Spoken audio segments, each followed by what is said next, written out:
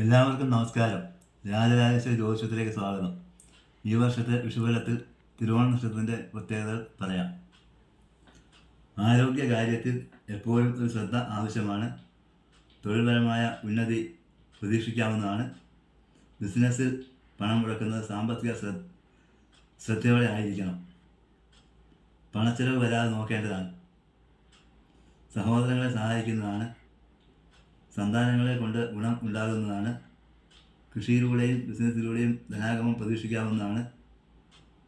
വിദ്യാർത്ഥികൾക്ക് ഉന്നത വിജയം പ്രതീക്ഷിക്കാവുന്നതാണ്. മത്സര പരീക്ഷകൾ വിജയിക്കുന്നതാണ്.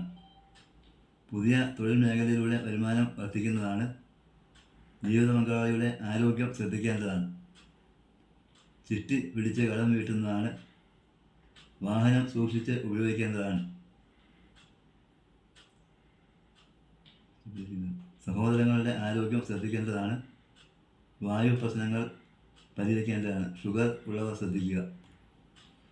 ദോഷശമനത്തിനും ഗുണാനുഭവങ്ങൾ വർദ്ധിപ്പിക്കുന്നതിനും ഗണപതി ഹോമം, ഭഗവതി സേവ, വിഷ്ണു പൂജ എന്നിവ നടത്തി പ്രാർത്ഥിക്കേണ്ടതാണ്.